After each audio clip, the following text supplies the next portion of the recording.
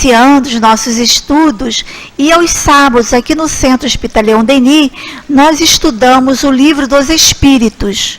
E hoje a nossa querida amiga Deusa Nogueira estará estudando conosco a terceira parte do Livro dos Espíritos, capítulo 1, está encerrando o capítulo 1, Lei Divina ou Natural, as perguntas 638 a 648. E na hora dos passes, nossa tão querida amiga também, Regina Peixoto, irá comentar do Evangelho segundo o Espiritismo, o capítulo 27, Pedi e obtereis, os itens 22 e 23. Ao chegarmos à nossa casa espírita, nós recebemos uma página que está no livro Inspirações do Amor Único de Deus, volume 3, são edições CELD, são mensagens que foram recebidas através da psicofonia do nosso querido amigo altivo caríssimo Panfiro, o fundador da nossa casa, e foi transformado em livro. E hoje nós estaremos com página de preparação, a lição Cultivar o bem é cultivar a verdade. Que o amor único de Deus inspire todas as almas para o bem. Trabalhar a ideia do bem é uma necessidade do espírita, que quando se dispõe a agir desse modo, se prepara para um futuro de realizações positivas. Quando o espírita se despreocupa de preparar-se para o bem, sua mente é um campo fértil para várias ideias que pululam no mundo, partida de mentes inquietas, quando não sofredoras ou mesmo obsediadas. O espírita deve cultivar a ideia do bem como quem cultiva o alimento para a sua sobrevivência. O bem cultivado assemelha-se a algo de importante para a continuidade da vida do homem na Terra, se ele a deseja positiva, elevada e superior. Cultivar o bem também é cultivar a verdade, e esta só vem através do conhecimento. Assim, o espírita cultiva também o conhecimento com o desejo de cultivar a verdade. Não é o saber pelo saber que poderá, visto desse ângulo, ter algo de vaidoso, chegando mesmo a uma espécie de falsa superioridade. O conhecimento que objetiva alcançar a verdade é humilde, é generoso, é voltado para tornar o homem melhor. Assim, o bem, o conhecimento e, por que não dizer, a verdade, formam uma base de equilíbrio para o homem espírita. Que todos nós, os que aqui estamos aprendendo, cultivando o conhecimento, melhorando a própria natureza, façamos um bom esforço para trazermos dentro de nós a ideia espírita, que significa também a ideia da evolução. Busquemos, pois, a evolução, o trabalho no bem, e façamos todo o bem possível ao alcance de nossas mãos, para que possamos dizer, além de conhecer, pratico o bem. Que Deus e Jesus nos protejam a todos, conduzindo nossas almas pelos caminhos que levam à elevação. Que cada um de nós aqui presente tenha um propósito permanente de renovação, de paz e de muito trabalho igualmente. Que o Senhor nos ajude, nos abençoe, agora e sempre, Antônio de Aquino. Após a leitura dessa mensagem tão bela aos nossos corações, vamos unir os nossos melhores sentimentos e vamos fazer a nossa prece. Deus, Pai de infinita bondade, Pai bom, Pai bondoso, aqui estamos, Senhor, reunidos em Seu nome, para mais uma noite, Senhor, de estudos da doutrina espírita, das leis, das Tuas leis, Senhor, para que, estudando essas leis, possamos caminhar com mais segurança, com mais consolo, a estrada da vida. Abençoe-nos, Senhor, os nossos propósitos desta noite, de conhecermos, de refletirmos, de nos tornarmos melhores, Senhor. E abençoe também as nossas irmãs, Deusa e Regina, que farão uso da palavra, que elas sejam envolvidas por vossos mensageiros de luz e amor a nosso benefício. Abençoe-nos, Senhor, a todos nós, encarnados e desencarnados, para que todos possamos aproveitar desta noite, dos estudos e da companhia desses espíritos amoráveis que estão junto de nós, para compreendermos melhor, para entendermos melhor, para sermos melhores. E que seja em seu nome, em nome dos amigos espirituais da Casa de Leon Denis, em nome de Leon Denis, de Allan Kardec, mas acima de tudo em teu nome, Pai amantíssimo, que pedimos a permissão para iniciarmos os estudos da noite de hoje. Graças a Deus. Como nós falamos, a nossa querida Deusa estará encerrando hoje o capítulo 1 da terceira parte do Livro dos Espíritos, Lei Divina Natural, estudando as perguntas 638 a 648. O item O Bem e o Mal, 638. O mal parece algumas vezes ser uma consequência da força das coisas. Tal é, por exemplo, em certos casos, a necessidade de destruição, até do seu semelhante. Pode-se dizer, então, que haja prevaricação à lei de Deus? E os Espíritos responderam: embora necessário, o mal não deixa de ser o mal. Essa necessidade desaparece, porém, à medida que a alma se depura, passando de uma existência a outra. E então, mais culpado por isso é o homem quando o comete, porque melhor o compreende. 639. O mal que se comete não é, com frequência, o resultado da posição em que nos colocam os outros homens, e nesse caso, quem são os mais culpados? O mal recai sobre aquele que foi seu causador.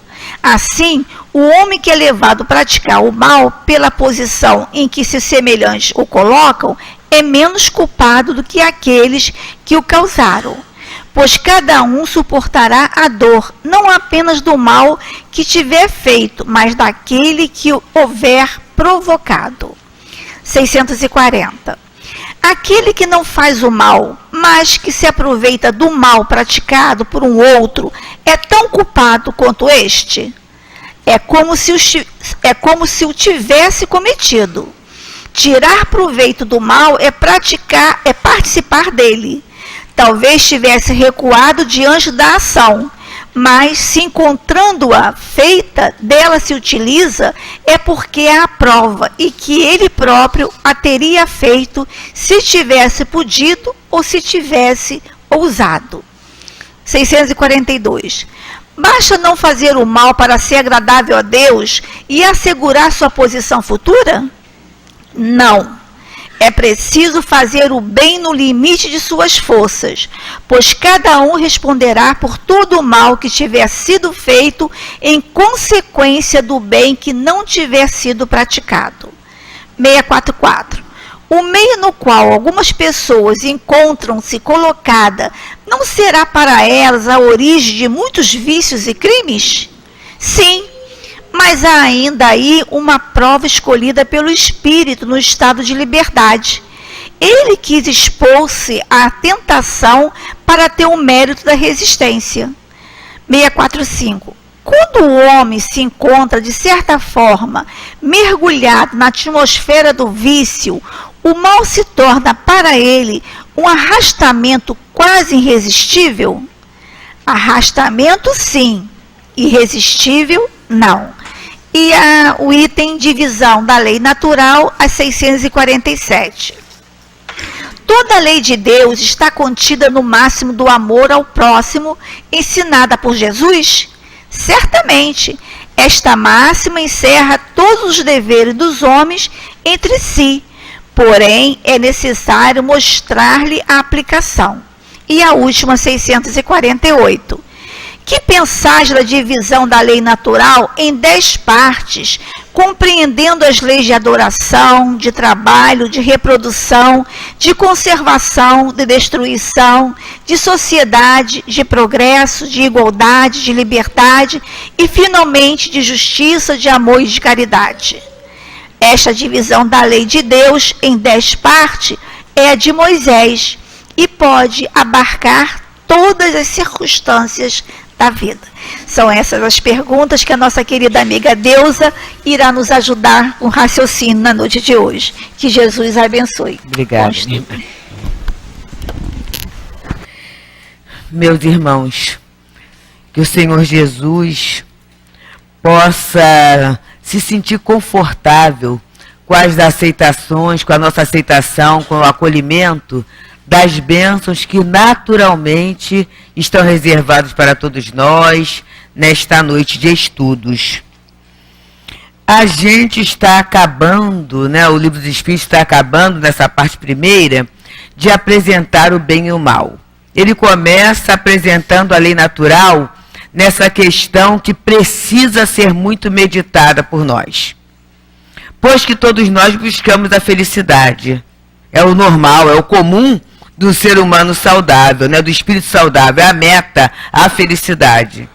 E muitas vezes, tem até uma poesia que fala que muitas vezes a gente procura a felicidade, né, nós a pomos, é como se fosse uma árvore, de generosos pomos a felicidade, em que muitas vezes ela não está onde nós a pomos, né? E nós a pomos onde não está. Ele faz um jogo assim, porque essa busca da felicidade desenfreada, ela faz com que nos percamos e nos tornemos infelizes. E a pergunta, já que nós somos filhos de Deus, fazemos parte da criação, e na 614 nos diz, já que a felicidade está na lei de Deus, essa lei que vem sendo revelada ao longo do tempo para toda a humanidade. Nós ocidentais somos assim extremamente vaidosos. Temos Moisés, temos Jesus, que beleza, né?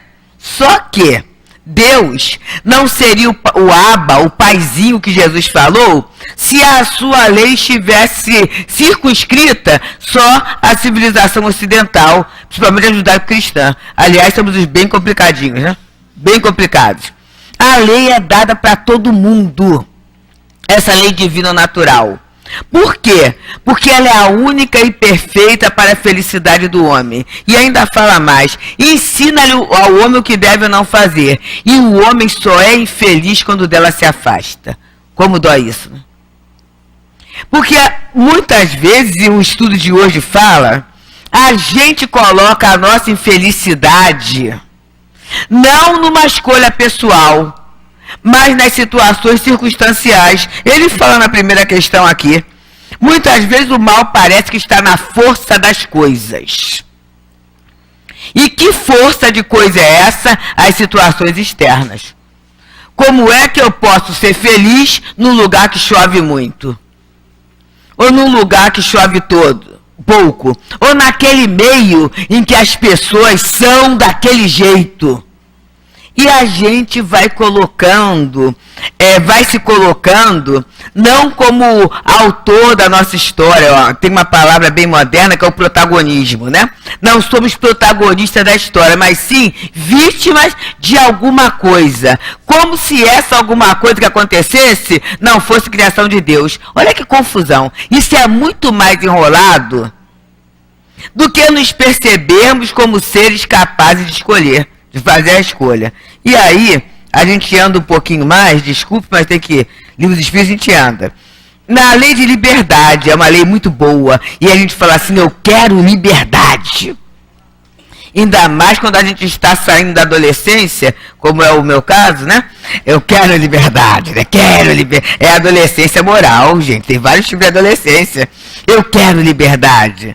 E aí, quando a gente começa a perceber que é livre para a escolha, a gente fica amedrontado.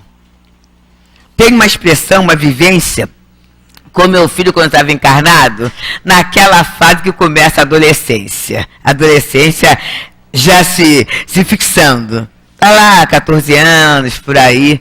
E ele falava assim: mãe, tem vezes que eu me sinto grande, forte, um homem capaz de mudar tudo.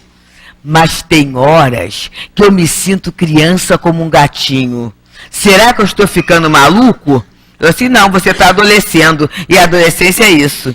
E quando eu falo na adolescência moral, quando a doutrina nos descortina a possibilidade de escolher, dá um medo muito grande. Mas é muito grande mesmo.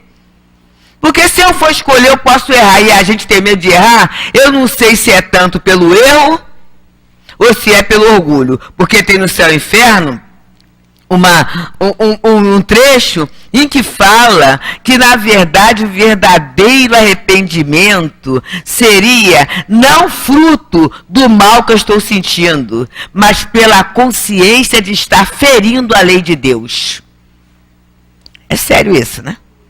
Então, se eu escolho errado, vou começar a ser infeliz. E todo mundo e até eu mesmo vou saber que eu estou infeliz porque eu me afastei da lei. Eu fiz uma escolha. E como é que eu fico? Então é melhor falar que é o meio. É o meio. Nesse meio que me colocaram, não dá para ser feliz. Como é que pode? Eu estou lá no agreste, não tem água, o próprio chão lá está rachando, como é que eu não posso rachar por dentro? Aí, alguns de nós, que contraria Jesus como não julguei, a gente vai assim, mas nordestino é assim mesmo? É cabra da peste, porque nasce lá e é tudo na peixeira. Só que o doutor Bezerra de Menezes nasceu lá. E pelo que a gente sabe, ele não tinha peixeira. As mãos não são mãos que agridem, são mãos que curam, que acolhem, que abraçam. E aí como é que fica? Quando começam as exceções? Mas o fulano nasceu naquele meio lá, e naquele meio só tem marginal. Então não vai dar boa coisa. E eu já contei uma vez, mas eu faço questão de contar isso, porque quando o nosso Antônio de Aquino fala na página que a gente tem que revigorar essa crença no bem, é algo que nós temos que buscar mesmo, sabe por quê? A gente tem muito mais medo do mal do que a confiança no bem, na possibilidade do bem.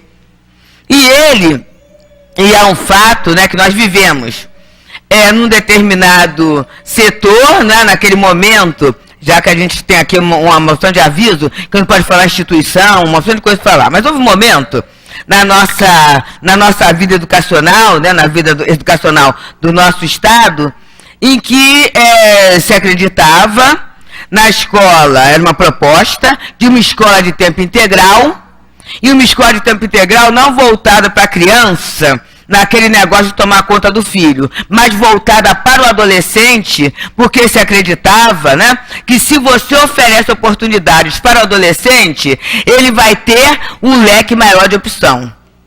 Eram os chamados Centros Integrados de Educação Pública. E a gente fez parte desse projeto. E é claro que no primeiro momento há um preconceito muito grande para aquilo que é para todo mundo. É muito interessante. Embora a gente saiba que é filho de Deus tudo isso, mas eu não vou deixar meu filhinho se misturar naquele local que tem uma porção de gente que é pobre. E se é pobre, está faltando alguma coisa. Não vou botar lá, não. E aí a gente estava no projeto, no local, que até aquele momento, gente, como é que a vida dá volta, hein? Como é que a vida dá volta? Era a Praça Seca. Posso falar, né? Até aquele momento era o local da classe média, né? Das patricinhas e dos... né? Era isso. E mudou. Mudou. Hoje mudou. Hoje a realidade é outra. Talvez até porque se a gente tivesse investido mais naquele modelo, a situação não seria essa. Mas aí a própria comunidade rejeitou. Os próprios pobres, né? Vamos dizer assim... Não vou botar aqui não, vou colocar em outra, mais distante de tudo, porque isso aqui é e aí chamava até o nome do político, né, que foi um que apoiou. É isso assim, não colocaram lá. E aí, que fez? Mas a escola tinha que funcionar. A capacidade era para acolher 1000 jovens. E aí vieram algumas crianças que moravam no entorno, mas veio também as crianças, naquele momento, está mais ou menos 30 anos atrás, crianças que faziam parte da quadrilha Mirim da Cidade de Deus. Naquele momento nem se falava nisso, mas já havia um investimento naquelas crianças, né? Já que elas estavam livres de serem presas, já eram instrumentos. E aí a gente imagina como o ambiente, né, efervescia. Graças a Deus, naquele momento, a equipe que estava era uma equipe idealista. Como é que Deus coloca tudo certinho? Era gente que lutava mesmo, sabe? Que não trabalhava só aquelas horinhas não, ficava muito tempo além, e juntava dia de sábado, até dia de domingo, e para planejar, para formar estratégias. E aí, quando a escola começou a crescer, aí o pessoal começou a querer entrar. Aí começou a ter fila para fazer parte dali. Mas houve um fato interessante. Logo nesses primeiros momentos, então a gente imagina como era a população. Aquela criança, aquele jovem, ele tinha que receber tudo da escola, né, porque com certeza nada era do uniforme até o material de uso. E havia, né, uma turma, o pessoal que é de educação sabe, aquelas turmas 1. Turma 1 é do pessoal mais novo. Mas dentre o pessoal mais novo, havia naquela turma 1, que é o atual 6º ano, uma menina bem mais nova. Ela tinha 9 anos. Tinha 9 anos e tinha um diferencial. Ela tinha material. Tinha canetinha. Naquele momento as hidrográficas eram luxo, eram sonho de consumo. Ela tinha canetinha. E tinha até uma agenda rosa. Imagina! E até sabia a música, não sei, a gente pode falar o nome de artista também? Acho que pode, né? Sabia até a música da Xuxa. Sabia. Então ela sabia a música porque ela tinha o CD e ouvia e cantava. E causava um diferencialzinho, mesmo naquela turma 1. Mas assim, bem adaptado, horário integral, ia para casa.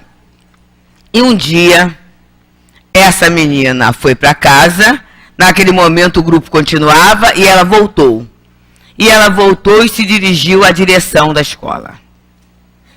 E pediu que ela necessitava de ser aluno residente. O projeto aluno residente se pegava um casal bombeiro e um casal da PM para abrigar aquelas crianças que estavam em condição de risco.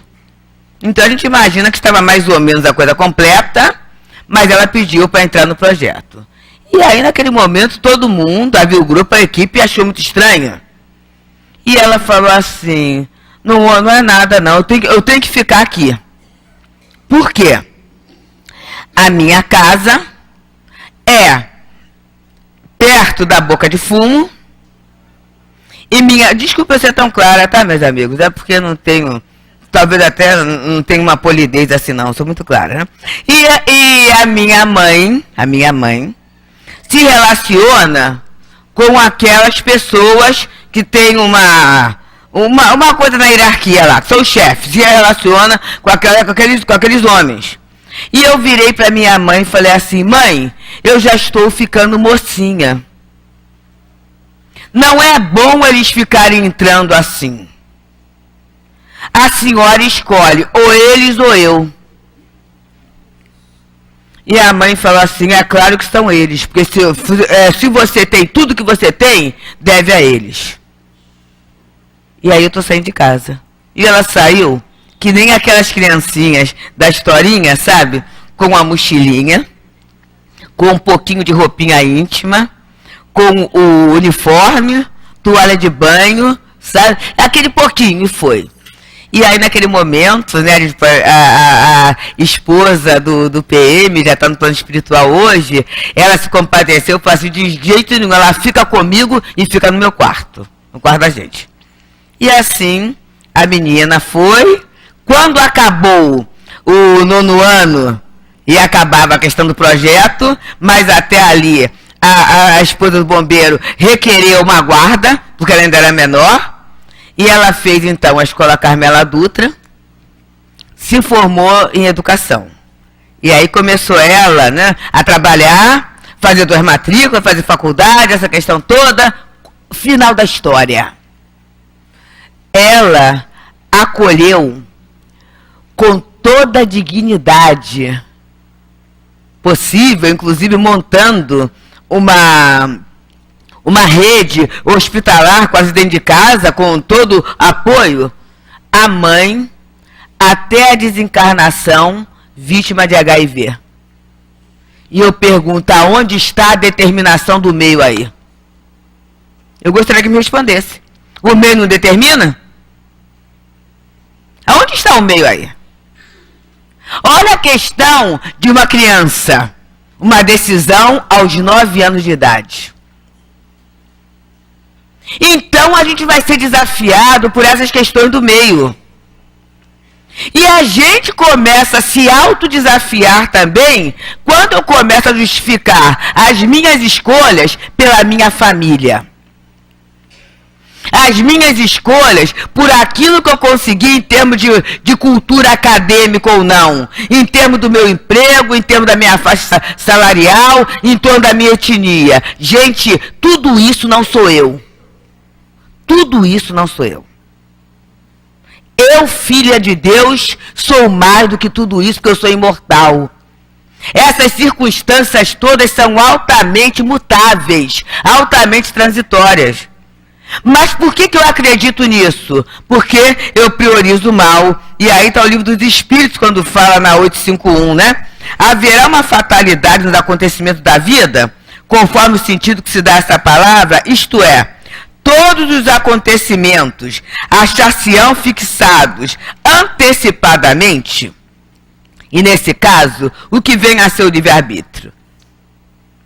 Porque a gente se condiciona até com o clima, não é assim? Olha só, trabalho a semana toda. No domingo quero ir para a praia, no sábado muda o tempo. Né? Me preparei toda, fiquei toda bonitinha para ir àquela festa, escolhi até o vestido. E aí pronto, fez frio, choveu, estragou meu cabelo, estragou minha maquiagem. Como é que eu posso ser feliz assim? A gente começa a fazer isso. A gente começa a fazer isso mesmo.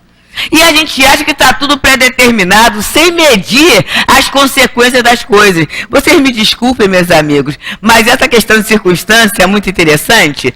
E assim, a gente é comum, as experiências são comuns mesmo. Certa feita, o marido tinha viajado, foi um dia de domingo, eu achei de ir numa determinada confeitaria no bairro que eu moro, para comprar um determinado doce. Que eles faziam, eu faço esse doce, mas eles faziam também muito bem, então não valia a pena fazer só para mim, já que é uma coisa que rende um tanto, né? E fui lá. Cheguei lá, eles faziam num tabuleiro, estavam lá os pedaços, não são de coisa, estava lá um pedaço lá. Aí eu falei assim, tá bom, esse pedaço aí é ideal, né? Porque não é um pedaço grande, vai dar para eu comer o que eu quero e pode ficar até um pouquinho mais. Entrei na fila. Quando eu estou na fila, a pessoa que estava assim, na frente, né? Tinha outra pessoa, falou assim, pode me dar o pedaço todo. Gente, eu dei uma rabanada, mas foi, saí aborrecida e tudo, tão aborrecida, que uma das pessoas que trabalha na padaria veio correndo para me conhecer, né? Ela assim, o que houve, dona Deus, da senhora? Olha só, gente, vi a vibração que eu espalhei ali.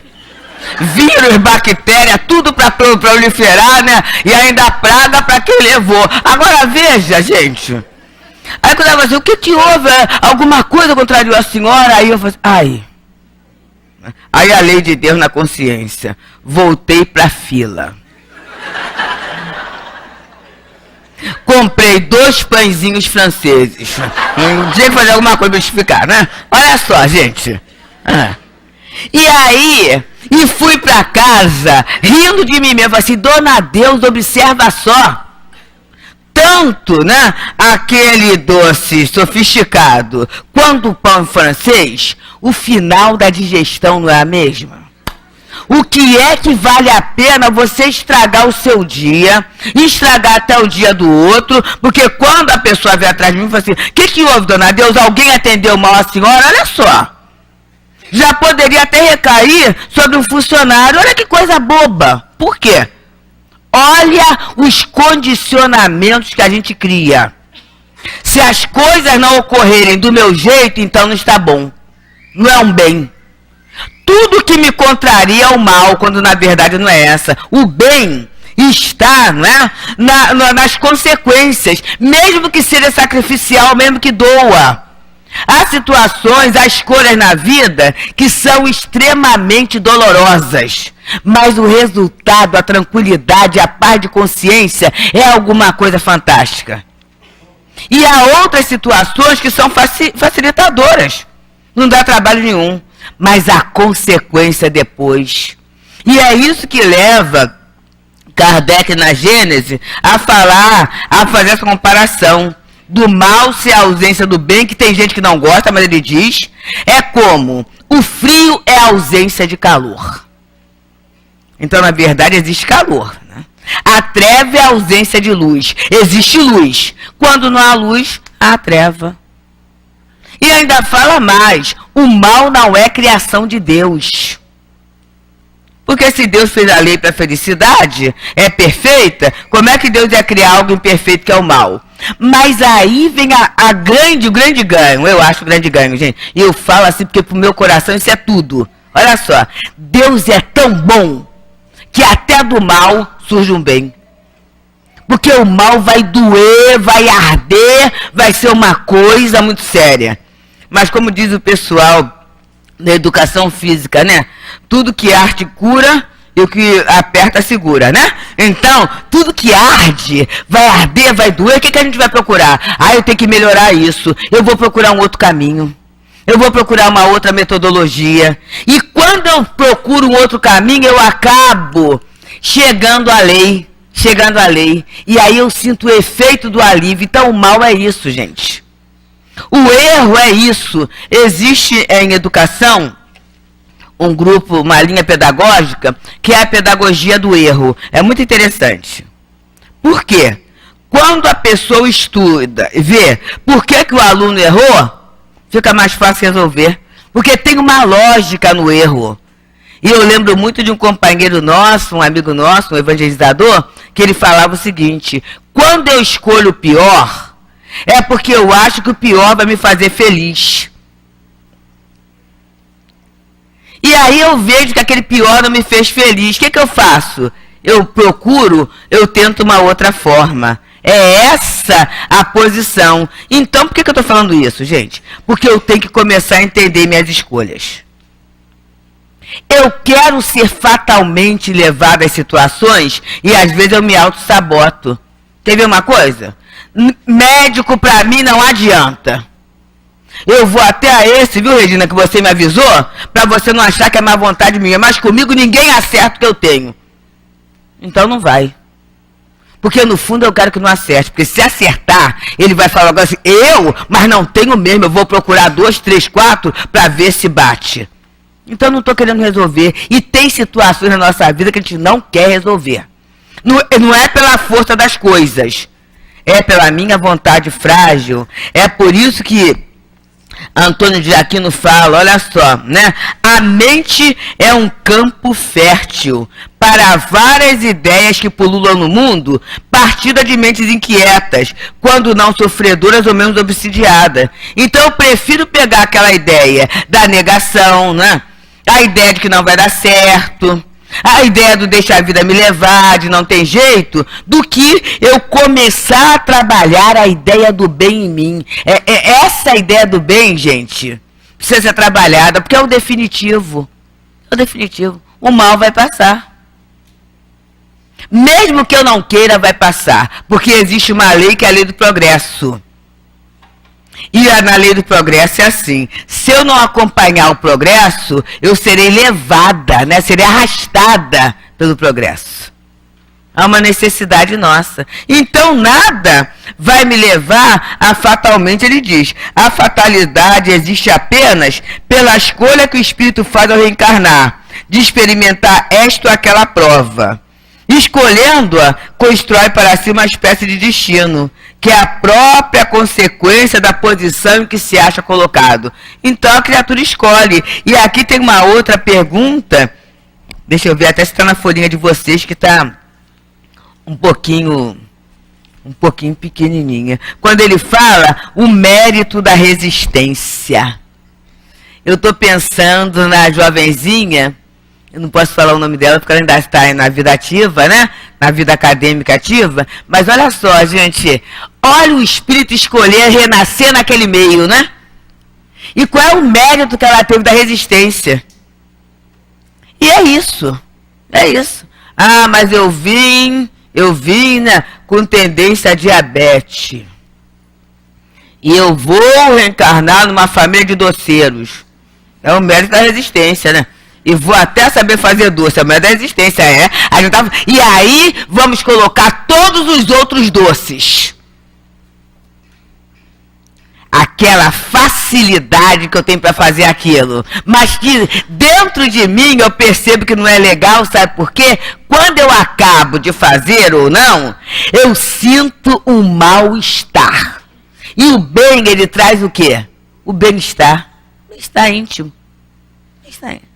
Eu não sei se os companheiros viram, não pode falar nome de emissora, mas numa emissora que é muito famosa aí, que tem uma reportagem, que agora são duas moças, que aquele moço aposentou, né?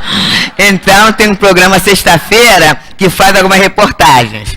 E ontem a reportagem foi muito interessante, eu não presenciei toda, porque eu saí da reunião mediúnica, cheguei em casa à tarde e liguei um pouquinho. E foi entrevistado um rapaz que é motorista de ônibus em São Gonçalo.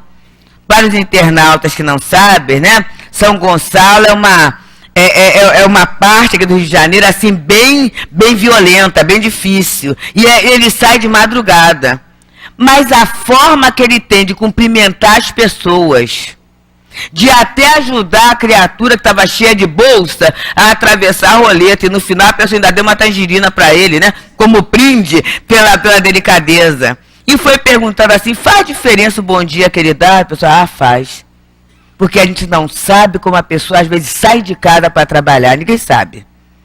O que aconteceu, o que vai acontecer, quais são as expectativas. Então, o olhar no olho, o vibrar no bem, é isso que o Antônio Aquino fala. O trabalhar no bem vai ser relevante para aquela criatura, ele faz isso.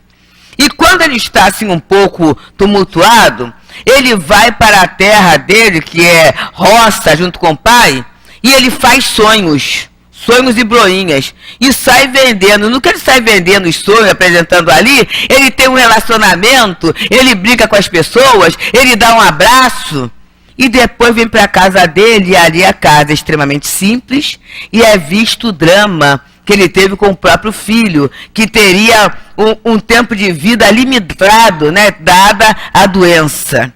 E aí ele começa a falar com um repórter, um jornalista, que é antigo, é um âncora, uma pessoa muito capaz, quer dizer, está muito habilitado em lidar com dores, com situações complicadas. E ele fala assim, como é que eu não posso ser feliz? Tanto eu faço parte de uma minoria que está empregada, tanta gente querendo emprego. Tenho o necessário. E foi falando. E aí, gente, o jornalista falou assim, sempre é o entrevistado que se emociona, mas ele caiu num pranto. E soltou essa que não é do jornalismo, mas é da emoção humana. A gente tem tanta coisa. E, de repente, quem tem tão pouco é tão feliz. Nossa. Não havia intenção espírita, não havia intenção de doutrinação, mas são fatos da vida que vão chegando para mostrar a gente. O que é que está me levando a me queixar tanto?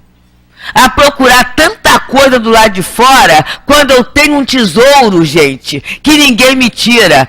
Eu sou filho de Deus. sou herdeiro do Pai. Já pensamos nisso?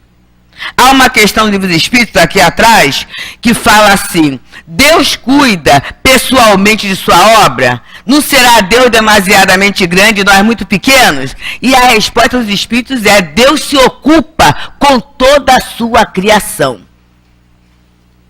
Eu posso até fazer uma coisa agora, não é? Acaba sendo participação, mas não é dinâmica, ninguém precisa falar nada.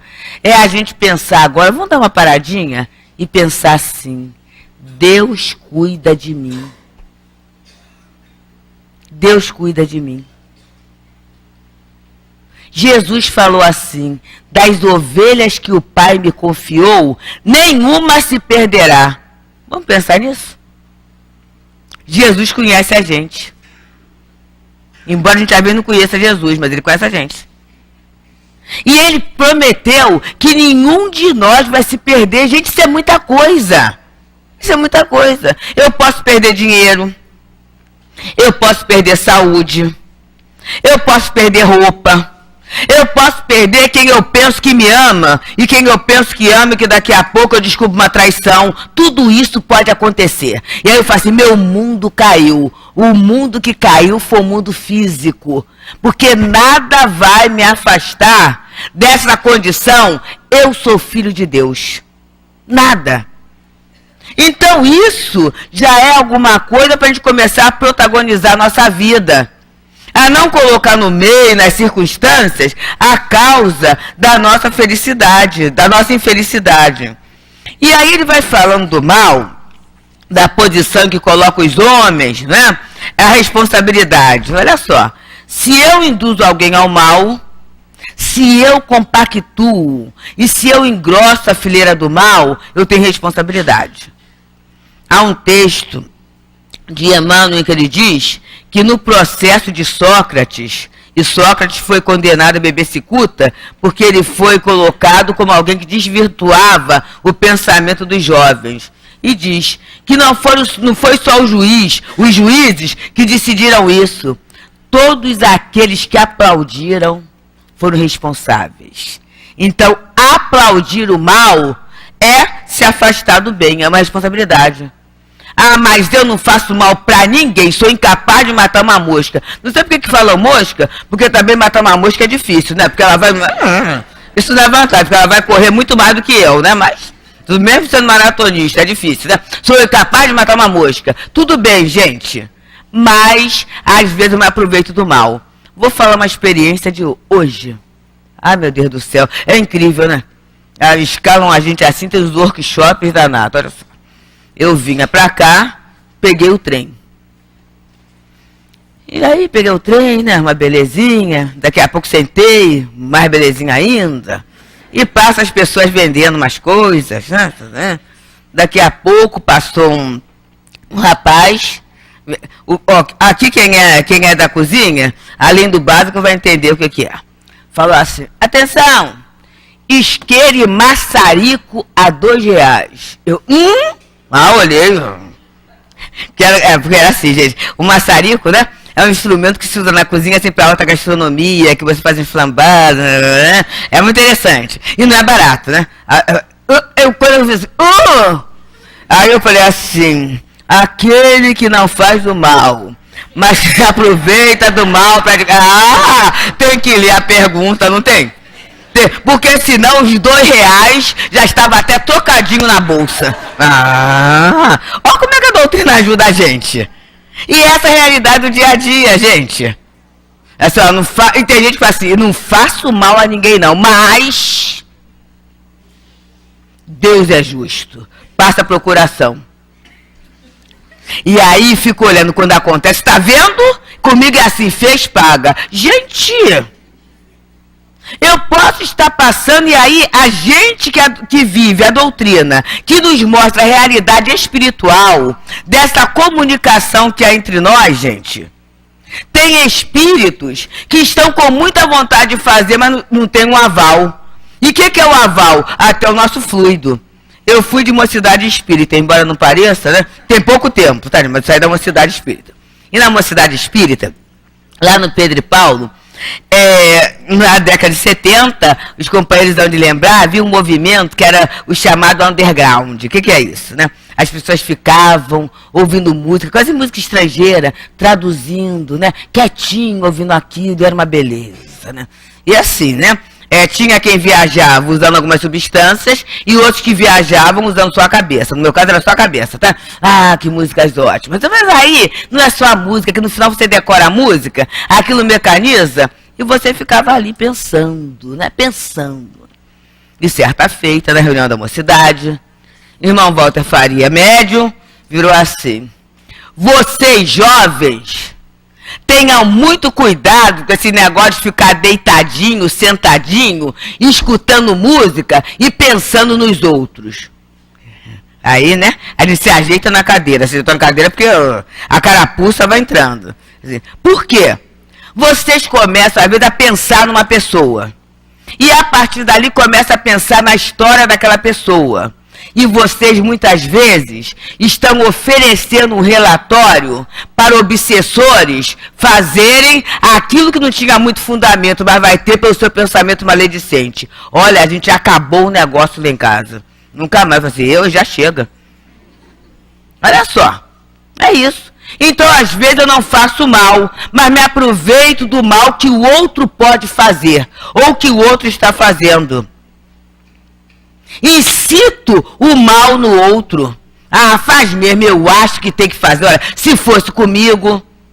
E às vezes até eu não faço porque eu não tenho oportunidade, porque se tivesse, fazia. Tem uma coisa numa camiseta que é assim, né? Assim, Deus me livre, mas eu gosto. Tem umas coisas assim, né? Que a gente às vezes não quer, mas se houvesse uma chance, a gente faria. E aí alguém pode perguntar assim: ah, mas então, essa proposta de reforma íntima dada pela doutrina não serve de nada. Serve de tudo, gente. Os espíritos falam: naquele que nem pensa no mal, há o progresso realizado. Naquele que pensa no mal, mas não faz, o progresso está se realizando. Agora, naquele que pensa e faz, o progresso ainda está por realizar. Então, a gente pode ter mesmo pensamentos negativos, vontades, desejos, que são em contradição com a lei de Deus. Por quê? Nós somos aprendizes, somos espíritos imperfeitos. Mas se a gente usar a pedagogia do erro, que é entender por que eu pensei aquilo, daqui a pouco eu falo assim: ah, estou com vontade, mas não vou fazer não, não é bom, não é bom. Olha, a pessoa, a malcriação ficou aqui, ó. Que bom que não saiu. Travou a língua. Daqui a pouco vai descendo, descendo, descendo, daqui a pouco não tem mais. É esse processo, né? Esse mecanismo de aprendizado. E nesse momento, ele faz o desejo do mal.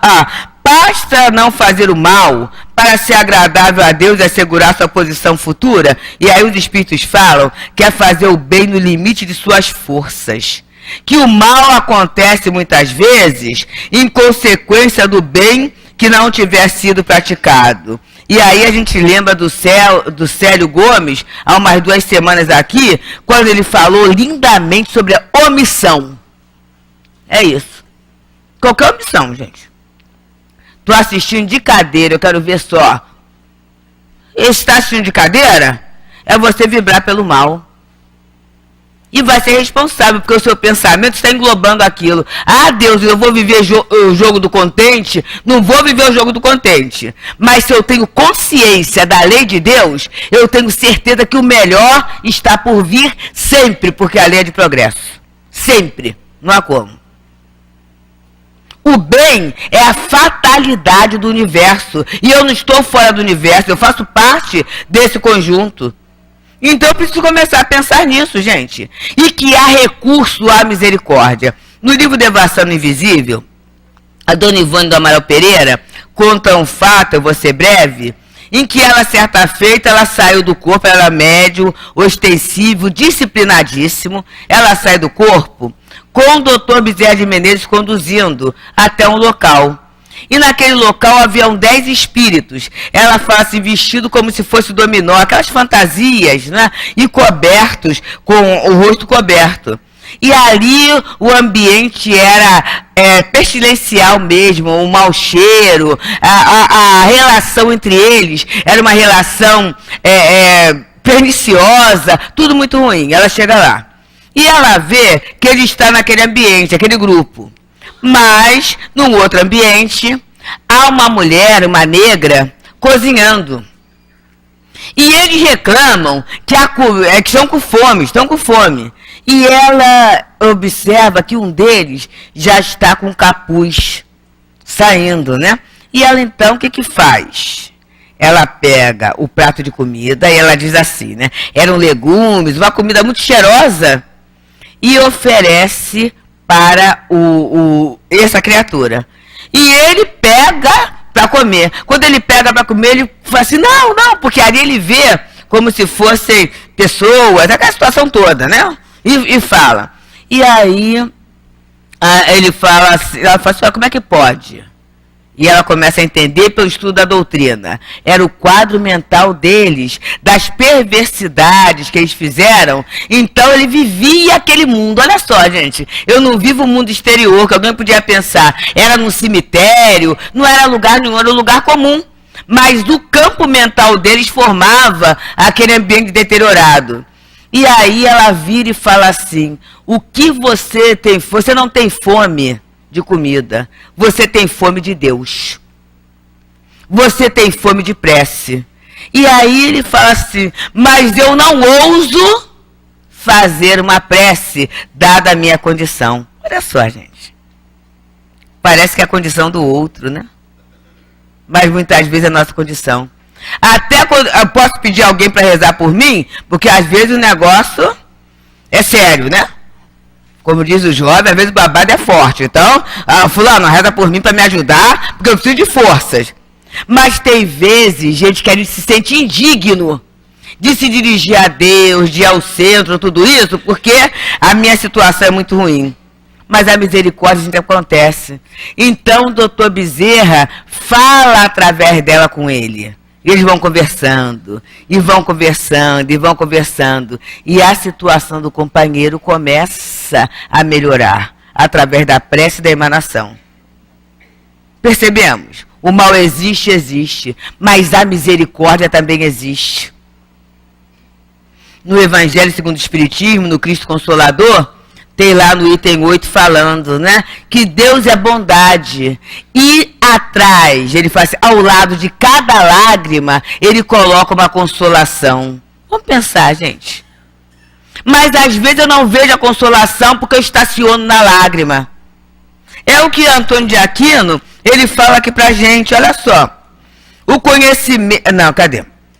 O bem cultivado assemelha-se a algo de importante para a continuidade da vida do homem na Terra, se ele a deseja positiva, elevada, superior. Nós cristãos, Jesus falou, eu vim para que em mim tenhas vida, a vida em abundância. Ou ele falou errado, ou a gente entendeu errado. As duas uma. Aí eu tenho que ver, mas que abundância é essa? Será que a abundância de coisas preenche o vazio aqui de dentro? Tem que começar a pensar. Será que a abundância de coisas vai mudar o meu pensamento, que ninguém pode escolher por mim, que eu vivo a vida que eu quero? Que eu posso estar com um prato de comida suculenta, mas se a minha mente estiver deteriorada, eu vou olhar aquele prato de comida como se fosse algo bem horripilante? Gente, a gente está... a doutrina nos oferecer vamos dizer, essa apropriação mesmo, né? Esse encampamento desse conhecimento é fantástico, porque ninguém pode me fazer infeliz.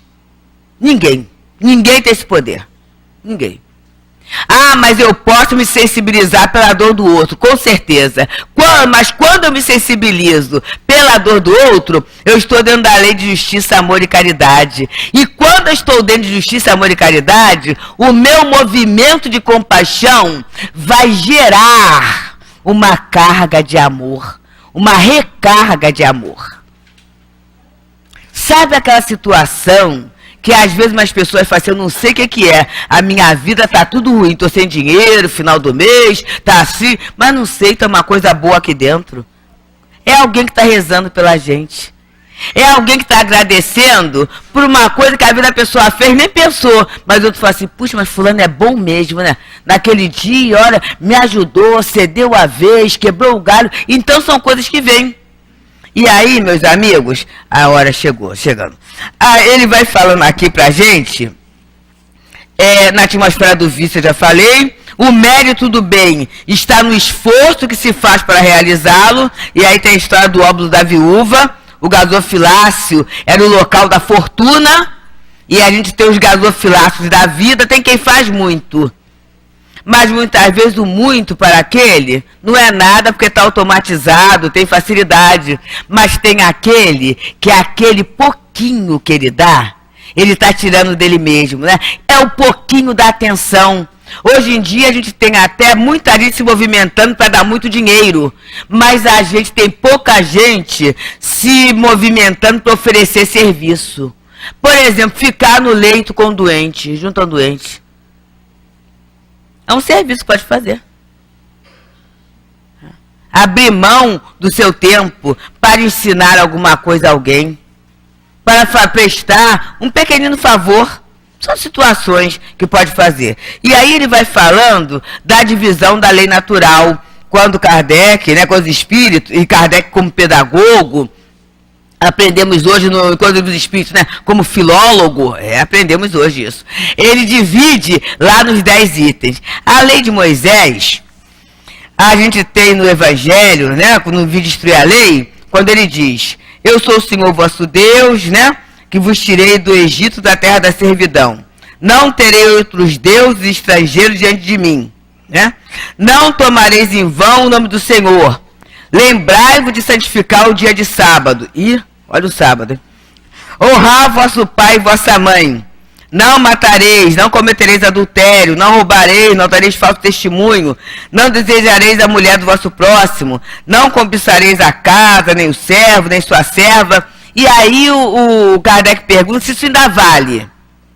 E se ele usa os 10 mandamentos como base para a organização, os espíritos usam, das leis morais. Então ele tem a lei de adoração, olha o primeiro mandamento. A lei do trabalho, quer dizer, para eu não cobiçar a coisa do outro, eu tenho que trabalhar para ter o que eu quero, não é isso? A lei de reprodução, né? Não cobiçareis a mulher do próximo, né? De conservação, de destruição, de sociedade, de progresso, de igualdade, de justiça, de amor e caridade, que é a mais importante. Então, gente, vamos nos aproximar dessa felicidade que a lei de Deus está nos oferecendo. Vamos ter como meta o bem, o bem. A gente lembra de Avima falando, verdadeiro só é o bem que se faz. Quando a gente faz o bem a alguém, quanto bem esse bem nos traz. E aí, encerrando mesmo, como a educação é o conjunto de hábitos adquiridos, como é que eu posso adquirir o bem? Usando a matéria, que é o que a gente acabou de estudar ainda há pouco no Livro dos Espíritos. E aí, Casimiro Cunha dá uma dica boa, uma boa ação por dia. Levanta cedo da cama, irradiando alegria, repete, devo fazer uma boa ação por dia. Tolera qualquer pessoa que te fere com a ironia, e já estarás fazendo uma boa ação por dia. Dialoga com o idoso de vida triste e vazia, a bondade nasce assim, uma boa ação por dia. Dá um banho no doente que no leito prova espia, não precisa fazer muito, uma boa ação por dia. Dá que seja um cobertor ao pedinte em noite fria. Agasalhar é fazer uma boa ação por dia. Habitua-te a doar pão, roupa, leite, água fria. Não te empobreces fazendo uma boa ação por dia. Agora o desafio, hein? Compreende os teus parentes. Vive, pois, em harmonia. Decreta silêncio e faze uma boa ação por dia. Quem, pois, chegou ao posto de anjo e muita luz irradia, se angelizou porque fez uma boa ação por dia. E quem faz uma boa ação por dia é o que o Antônio de Aquino fala. O espírita deve cultivar a ideia do bem, como quem cultiva o alimento para a sua sobrevivência. Que assim possa ser, que o Senhor nos inspire e abençoe. Muita paz. Agradecer a nossa querida Deusa o estudo que ela nos trouxe na noite de hoje, que o Senhor Jesus a abençoe e com certeza ela estará aqui conosco outras vezes, nos ajudando no raciocínio, nas reflexões. Vamos dar continuidade à nossa tarefa, que é a leitura do Evangelho segundo o Espiritismo, que será comentada pela nossa Regina na hora dos passes. É o capítulo 27, Pedi obtereis, o item Maneira de Orar, item 22 e 23, vamos ler o item 23, Aventura da Prece. Vinde todos vós que desejais crer, os Espíritos Celestes auxiliam e vêm vos anunciar grandes acontecimentos. Deus, meus filhos, abre os seus tesouros para vos dar todos os seus benefícios. Homens incrédulos, se soubesses quanto bem a fé traz ao coração e como leva a alma ao arrependimento e a prece, como são comoventes as palavras que saem da boca no momento em que se ora. A prece é o orvalho divino que faz desaparecer o grande calor das paixões. Filha mais velha da fé, ela nos leva pelo caminho que conduz a Deus. No recolhimento e na solidão estás com Deus, e para vós não há mistérios, porque eles se desvendam. Apóstolos do pensamento, para vós é a verdadeira vida. Vossa alma se desliga da matéria e se lança nesses mundos infinitos e etéreos que os pobres homens desconhecem. Vamos parar por aqui, é uma mensagem de Santo Agostinho, e aí a gente sugere que termine a leitura em casa. Vamos convidar os nossos médiuns do corpo mediúnico da nossa casa para que o mais silenciosamente possível vão se colocando de acordo com as orientações dos companheiros para esse momento, né? O momento do passe. E convidamos também os ouvintes da Rádio Rio de Janeiro, que acompanharam os estudos que a Deusa trouxe na noite de hoje, os companheiros, amigos da internet também, que participaram aqui conosco desse momento de estudo, também para esse banquete espiritual que vai começar, que é o momento do passe, um momento assim mais íntimo que nós temos com o nosso guia espiritual, com os benfeitores espirituais da nossa casa, para esse entrelaçamento de coração a coração, para assim nos mantermos mais tranquilos, mais consolados, para recebermos das mãos dos nossos médiuns os passes.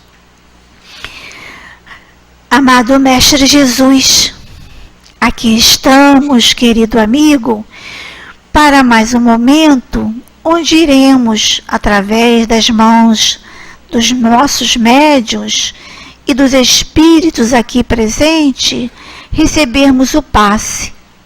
O passe, Senhor, que cada um de nós está esperando, necessitando, para acalmar as nossas aflições. O passe, Senhor, que irá nos dar mais tranquilidade, irá nos fortalecer mais ainda após o estudo. Então, amigo Jesus, nós te pedimos, envolva os nossos médiuns, envolva todos nós nessa atmosfera de paz e de amor, para que os passes, Senhor, possam ser percebidos por todos nós. Abençoe-nos, Senhor, graças a Deus. Graças a Deus. O capítulo do Evangelho é Pedis e obtereis. E os itens, maneira de orar e aventura da prece. Nesse momento é bom nós lembrarmos de que nós somos espíritos imortais, momentaneamente encarnados para novas experiências de progresso. E a oração é a nossa ligação com o mundo espiritual, com Deus nosso Pai. De lá nós saímos, deixamos amores, amigos, para essa jornada de aprendizado. Então, a prece é que faz a ligação nossa com esse mundo espiritual, com o nosso guia que nos segue, que nos ajuda na nossa jornada. E que devemos pedir na prece? Pedir graças para as nossas necessidades reais. E as nossas necessidades reais é o nosso aperfeiçoamento moral. É a paciência, a resignação e a fé. E a prece é muito importante para o nosso caminhar aqui na Terra. É tão importante que na codificação, na literatura espírita, há toda essa indicação de como nós devemos orar, como é que nós devemos nos manter. No Evangelho segundo o Espiritismo, lá o capítulo 28, ele fala da prece. É uma coletânea de preces, com várias orientações. Isso tudo vai nos ajudando a maneira de orar, como se comportar, para nos ligarmos a esse mundo espiritual. Porque nós somos espíritos imortais. Temos que ir criando essa consciência dentro de nós. E esse relacionamento do verdadeiro mundo espiritual com o mundo material transitório, ela é constante. A questão 919A do Livro dos Espíritos fala assim: aquele que cada noite lembrasse todas as ações da jornada e se perguntasse o que fez de bem ou de mal, pedindo a Deus, o seu anjo guardião, para o esclarecer, adquiriria grande força para se aperfeiçoar, porque, crede-me, Deus os assistiria. Leon Denis também fala assim para nós no livro Depois da Morte: longe das coisas mundanas, elevemos o nosso pensamento, e nossa alma se eleve alegre e amorosa para o eterno. Ele descerá, então, dessas alturas, com tesouros de paciência e coragem, que tornarão fácil o cumprimento dos seus deveres e da sua tarefa de aperfeiçoamento. Quanta orientação vem desses nossos queridos amigos, né? André Luiz nos diz assim nos Mensageiros: o trabalho da prece é mais importante do que se pode imaginar no círculo dos encarnados. Não há prece sem resposta. A oração, filha do amor, não é apenas súplica. É comunhão entre o Criador e a criatura, construindo assim o mais poderoso influxo magnético que conhecemos. Temos também o livro da prece, de Palhano Júnior, que nos explica tudo sobre a prece. A energia da prece, o campo mental, o poder da prece. Todas essas orientações nos ajudam a caminhar melhor, a fazer uma ligação mais forte com o plano espiritual, com o nosso guia, com Deus, que é nosso Pai. E pensemos, né, no que Jesus nos falou também, né? Não andeis inquietos dizendo o que comeremos, ou o que beberemos, ou o que vestiremos. De certo, vosso Pai Celestial bem sabe que necessitais de todas essas coisas, mas buscai primeiro o reino de Deus e a sua justiça, e todas essas coisas vos serão acrescentadas. Não vos quieteis, pois, pelo dia de amanhã, porque o dia de amanhã cuidará de si mesmo. Basta a cada dia o seu mal. Então busquemos primeiro o reino de Deus, que tudo que é material nos chegará conforme a nossa necessidade. Muita paz. Mantenhamos os nossos corações silenciosos para ouvirmos a mensagem do plano espiritual. Prezados irmãos, hoje e sempre, Jesus nos convida a praticar o bem. Toda a reencarnação visa educar o espírito para que ele se transforme como um espírito que está preparado a realizar o bem, que exalte a dor, o erro, o infortúnio.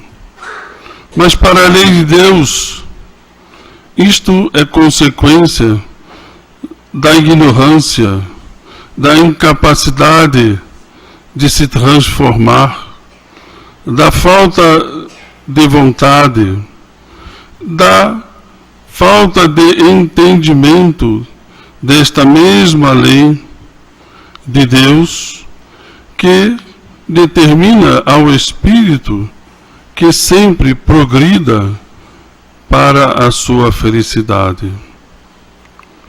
Para o espírito ainda preso às necessidades da matéria, ele só vê prazer naquilo que faz sentido ao seu espírito. Mas à medida em que ele próprio começa a conhecer melhor a lei de Deus e, consequentemente, a pratica, ele irá se despojando de todos os interesses pessoais para trabalhar para a lei de Deus, para o grupo que está envolvido nesse processo de endireitamento espiritual. Assim, caros filhos, como sempre lembramos a todos, a prática do bem faz com que se esqueça do mal, que valorize tudo aquilo que é realmente bom, belo e precioso para o espírito imortal. Se, portanto, estiver com vontade de atender ao chamamento de Jesus, não deixe para amanhã. Venha, ore, estude, renove-se, pratique tudo o que puder para fazer com que o seu espírito possa sentir as vibrações do bem, de todas as benesses que vêm e vertem do alto, para se sentir parte integrante da bondade divina. Eis, portanto, caros filhos, o sentido da vida. Ser bom, praticar o bem, para fazer parte desta grande família ao qual Jesus está nos convocando, hoje e sempre. Um abraço do Herman e que Deus ampare e fortaleça a cada um de vocês. Muita paz. Senhor Jesus, só nos resta, Senhor, agradecer por todo o banquete na noite de hoje recebido, pelos estudos, pela presença suave e amiga dos benfeitores espirituais da nossa casa, junto a cada um de nós, nos ajudando, nos beneficiando com os estudos, com os passes. A orientação sempre amiga do nosso Dr. Herman, nos convidando ao bem, a buscarmos e valorizarmos o bem e o belo, para que nós, espíritos imortais, sejamos cada vez melhores e mais belos. Senhor, foram muitos benesses que nós recebemos aqui nesta casa, e queremos, Senhor, te pedir que possamos, ao chegar aos pontos de origem, possamos, Senhor, dividir com aqueles que nos aguardam um pouquinho de tudo aquilo que aqui recebemos, de paz, de harmonia, de compreensão, de tolerância, enfim, Senhor, de sentimentos amorosos, para que possamos, Senhor, sermos cada vez melhores junto a Ti, junto às Tuas leis. E que seja, Jesus querido, em seu nome, em nome dos amigos espirituais da Casa de Leon Denis, em nome de Leon Denis, de Allan Kardec, mas acima de tudo em nome de Deus, que nós pedimos a permissão para darmos por encerrado os estudos e passes do dia de hoje. Graças a Deus.